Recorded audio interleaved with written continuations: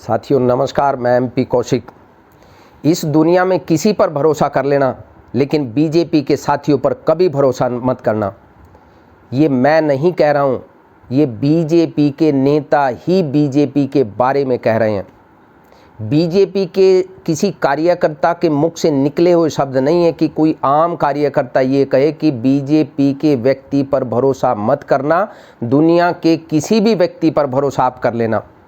BJP के बड़े नेता कुलदीप बिश्नोई खुद कह रहे हैं कि बीजेपी पर कभी भरोसा मत करना और दुनिया के किसी भी व्यक्ति पर भरोसा कर लेना। कि दुनिया में किसी पर भरोसा कर लेना, पर बीजेपी पे साथियों भरोसा मत करना। ऐसा क्यों कहा? इस पर गहरी चिंतन मंथन करने की ज़रूरत है कि नहीं है।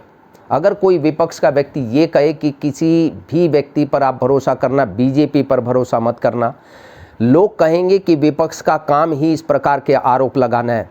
विपक्ष के पास कोई एजेंडा नहीं है, कोई मुद्दा नहीं है, इसलिए वो वाहियात की बातें करते हैं। लेकिन अगर बीजेपी के नेता ही ये कहने लगें तो किसकी बात माने लोग किसकी माने कि बीजेपी के नेता पर भरोसा ना करना?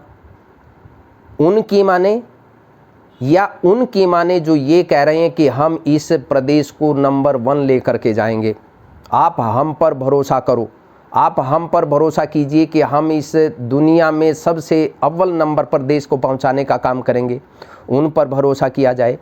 जिन्होंने नौकरियों को ख़त्म करने का काम किया उन पर भरोसा करें, या जिन्होंने कर्मचारियों के पेंशन को ख़त्म करने का काम किया उन पर भरोसा करें, या उन पर भरोसा करें जो ये कह रहे हैं कि हम कर्मचारियों की ओपीएस लागू करने का काम करेंगे, जबकि वो भी 10 साल तक कर्मचारियों के पेंशन को बंद करने का काम करते रहे हैं।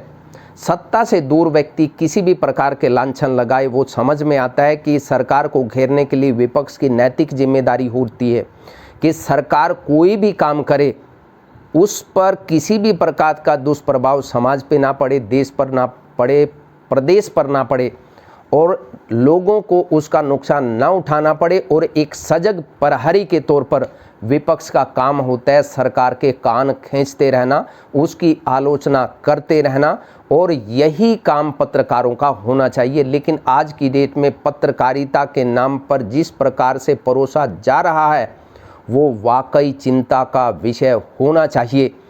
दुनिया के इंडेक्स में आज भारत की प्रेस की आज़ादी को लेकर के कितने स्टेज पर हम पहुंच चुके हैं, उसके सूचकांक में भारतीय प्रेस कहां पर खड़ी है, ये सब सोचने विचारने की ज़रूरत है। लेकिन सोचने विचारेगा कौन? सोचने विचारने की क्षमता एक तरीके से ख़त्म कर दी गई है, क्योंकि आप जो सोचने लगते हैं उससे पहले ही इस तरीके के सगुफे आपको सुनने को मिल जाते हैं कि आप सोचने पर मजबूर ही नहीं हो पाते। अब बीजेपी के किस नेता पर भरोसा करें, किन बातों पर भरोसा करें?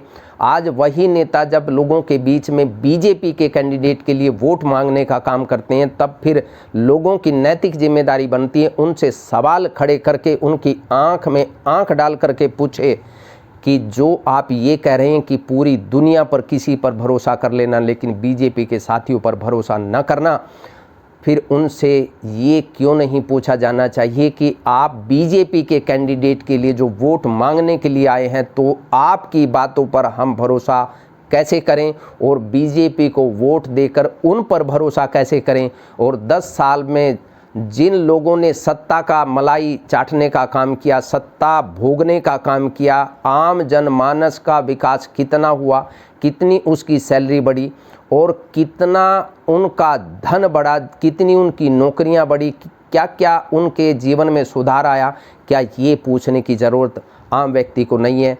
अब चुनावों के दौरान आम व्यक्ति की ही नैतिक जिम्मेदारी बनती है कि आप लोकतंत्र को मजबूत करेंगे या लोकतंत्र को कमज़ोर करने का काम करेंगे। आप अपने बच्चों के लिए नौकरियां दिलवाने का काम करेंगे या नौकरियों को समाप्त करके एक ठेकेदारी प्रथा को मजबूत करने का काम करेंगे। ये आपकी जिम्मेदारी, आपकी नैतिक जिम्मेदारी बनती है कि आने वाली पीढ़ियां आपसे ये ना पूछें कि जब ये सब कुछ हो रहा था, नौकरियां ख़त्म हो रही थी, तब आप क्या कर रहे थे। नमस्कार।